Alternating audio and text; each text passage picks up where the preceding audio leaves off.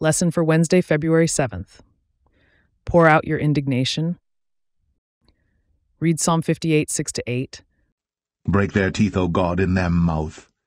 Break out the great teeth of the young lions, O Lord. Let them melt away as waters, which run continually. When he bendeth his bow to shoot his arrows, let them be as cut in pieces. As a snail which melteth, let every one of them pass away, like the untimely birth of a woman, that they may not see the sun. Psalm 69, 22-28. Let their table become a snare before them, and that which should have been for their welfare, let it become a trap. Let their eyes be darkened, that they see not, and make their loins continually to shake. Pour out thine indignation upon them, and let thy wrathful anger take hold of them. Let their habitation be desolate, and let none dwell in their tents. For they persecute him whom thou hast smitten, and they talk to the grief of those whom thou hast wounded. Add iniquity unto their iniquity, and let them not come into thy righteousness. Let them be blotted out of the book of the living, and not be written with the righteous. Psalm 83, 9-17. Do unto them as unto the Midianites, as to Sisera, as to Jabin at the brook of Kison, which perished at Endor. They became as dung for the earth.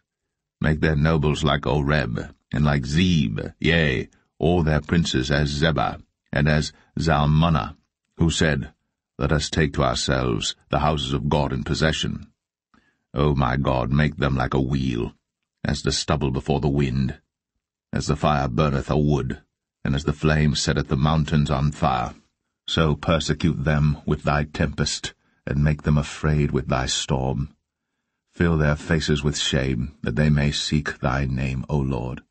Let them be confounded and troubled forever, yea, let them be put to shame and perish. Psalm 94, 1-2.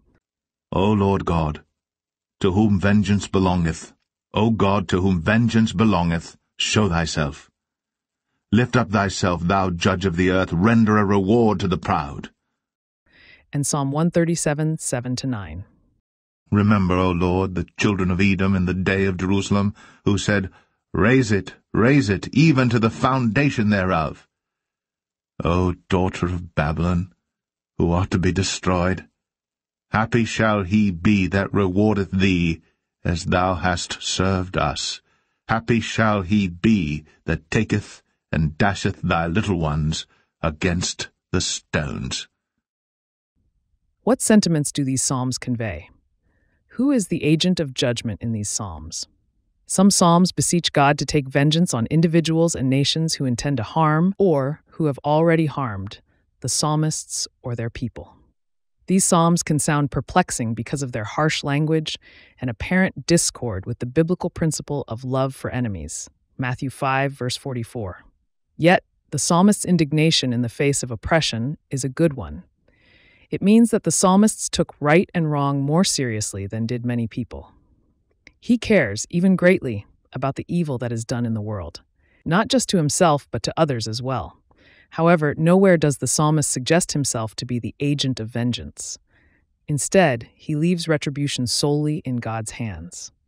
The Psalms evoke the divine covenant curses, Deuteronomy 27, verses 9-16, and implore God to act as he has promised. The Psalms are prophetic proclamations about God's impending judgment. They are not solely the psalmist's prayers.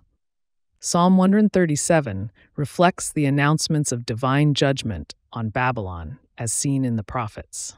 The devastation that the Babylonians brought to other nations would turn back on them.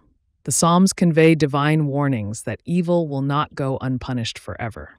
God's retribution is measured with justice and grace. God's children are called to pray for those who mistreat them, and even to hope for their conversion, Psalm 83:18, Jeremiah 29, verse 7. However, while seeking to fit these psalms with the biblical norms of love for enemies, we must be careful not to minimize the agonizing experience expressed in them. God acknowledges the suffering of his children and reassures them that precious in the sight of the Lord is the death of his saints. Psalm 116:15. Divine judgment obliges God's people to raise their voices against all evil and seek the coming of God's kingdom in its fullness. The Psalms also give voice to those who suffer, letting them know that God is aware of their suffering and that one day justice will come.